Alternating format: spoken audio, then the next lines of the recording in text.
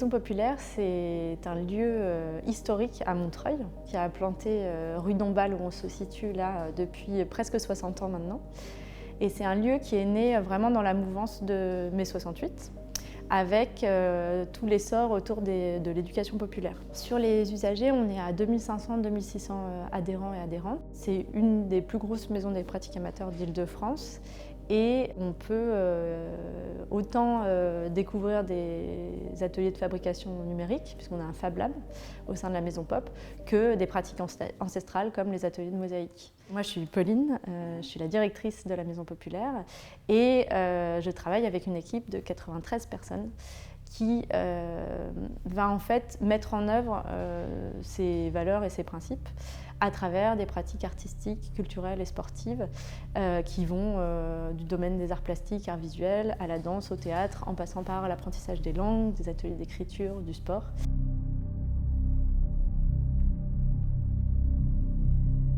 La Maison Populaire, c'est un lieu où on rentre par la création pour aller vers une pratique et de sa pratique, on repasse par la création. Et l'unique entrée de la Maison Populaire, c'est un centre d'art contemporain donc, qui accompagne sur un an des commissaires d'exposition qui vont être accompagnés sur un projet de thématique avec 3 expositions, une quinzaine d'événements associés, dont la Nuit Blanche et un festival à l'été.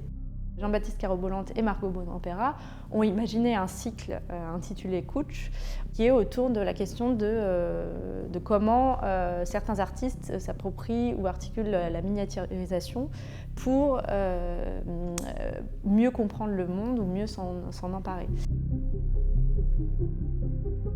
Ce lieu est complètement poreux puisque le hall d'accueil est au sein du centre d'art contemporain et donc ça va poser des questions de circulation, d'appréhension des œuvres, d'appréhension de la scénographie.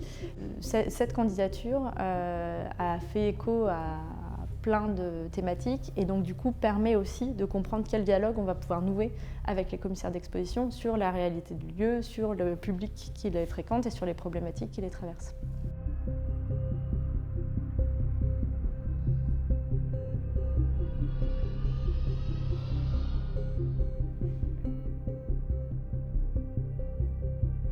Couch, c'est un cycle d'exposition qui est proposé par Margot Bonampera et Jean-Baptiste Carabolante, qui sont les commissaires d'exposition en résidence à la Maison Pop pour l'année 2024. Et Couch, c'est un cycle qui explore les différentes stratégies mises en place par les artistes pour essayer de contrer les injustices qui sont développées dans les structures systémiques de notre société. Donc les artistes vont développer ces différentes stratégies pour essayer d'inverser les rapports de domination en fait, qui font barrage à leur existence.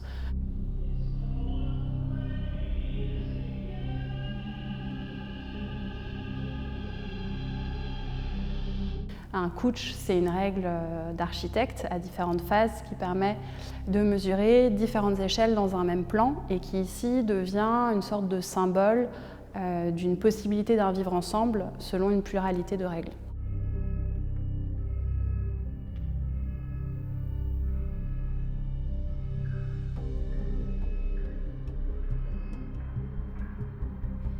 La première exposition, Caroline's Home, présente le travail de 5 artistes. Donc on a Jordan Straffer, Fabienne Odéou, Madeleine Dujardin, Jean Clarac et Gaspard Villeman, qui par le processus de miniaturisation vont inverser le phénomène de hantise et les rapports de domination en tenant en fait, d'une certaine manière au creux de leurs mains ce qui fait barrage à leur existence.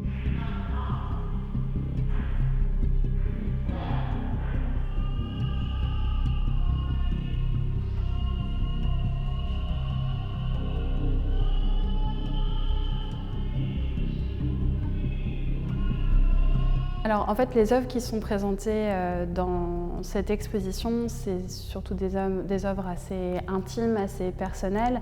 Et ici, la scénographie permet de les montrer dans un espace plus domestique, mais alors un espace domestique aux proportions contrariées, qui est une scénographie qui a été pensée et réalisée par Samuel Chochon, qui est un artiste plasticien et scénographe, et qui en fait a complètement transformé le centre d'art qui jusqu'à présent, ou en tout cas ces dernières années, était plutôt montré comme une sorte de plateau nu Et là, en fait, on rentre plus dans un espace qui rappelle le domestique, la maison, que ce soit à travers les plaintes qui vont courir tout le long de l'espace d'exposition, la recréation d'une petite pièce, au contour un peu curieux. Il apporte aussi un escalier qui descend dans le sol et qui finit dans un mur. Enfin voilà, plein de petits éléments qui rappellent le domestique, mais toujours avec ces dimensions curieuses et qui vont donner un sentiment d'inquiétante étrangeté en fait, quand on se déplace dans le centre d'art.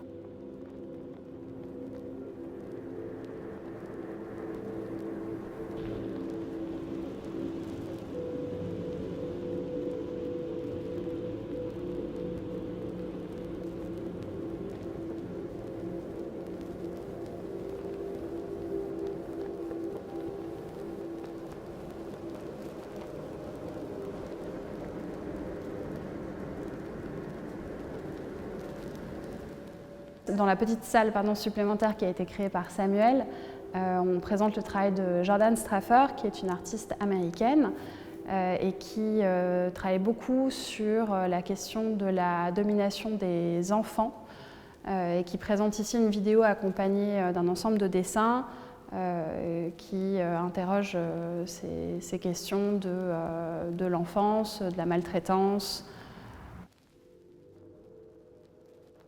Fabienne Odéou, qui à l'origine avait été invitée pour produire une maquette, a décidé de faire une bibliothèque de livres qui n'existent pas, avec des titres très étranges et qui donnent presque envie en fait, que tous ces livres existent en vrai.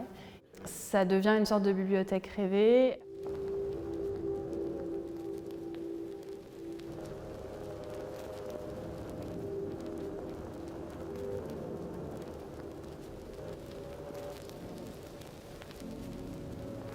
Gaspard Willeman, c'est un travail de maquettes, c'est des maquettes sous forme de tiroirs. Donc il y a beaucoup de rebuts d'atelier, c'est quelqu'un qui travaille principalement la peinture et qui là recrée des espaces domestiques, donc des sortes de chambres, des petites pièces qui rappellent finalement le travail qui a été fait dans l'intégralité du centre d'art pour donner ce côté domestique aussi. Le travail de Madeleine Dujardin, c'est un ensemble de 3 dessins recto-verso qui proviennent de la collection du Musée d'art et d'histoire de l'hôpital Sainte-Anne, qui est une très grande collection d'art brut. Et la spécificité en fait, du travail de Madeleine et surtout son importance ici, c'est que c'est la seule artiste qui n'a pas eu de carrière artistique puisqu'elle était patiente à l'hôpital Sainte-Anne. Et c'est vrai que c'était important pour les commissaires d'exposition d'avoir ce lien avec l'art brut. C'est aussi important pour la maison populaire que ce lien se fasse, puisqu'on est un lieu où on interroge aussi beaucoup la distinction entre la pratique amateur et le fait de se considérer ou non artiste. Et le centre d'art est un très très bon espace pour interroger ces questions-là. Donc Jean Clarac, c'est un peintre qui ici propose un espace fantasmé, un espace rêvé, qui s'insère particulièrement bien dans cet espace d'exposition, parce que là aussi la question de la perspective et des dimensions s'insère très bien dans la scénographie de Samuel. Mais Jean, c'est quelqu'un qui a une grande connaissance des techniques de peinture, mais aussi de l'histoire de l'art. C'est l'équipe de médiation qui a pensé le Journal des enfants, qui est donc un outil qu'ils peuvent utiliser pour visiter l'exposition. Ils font un certain nombre de jeux et donc Juliette, la chargée des publics, et Prince, qui est en stage avec nous, ont pensé une forme de pliage qui permettent de transformer cet objet ensuite en petites maisons hantées qu'ils peuvent rapporter chez eux.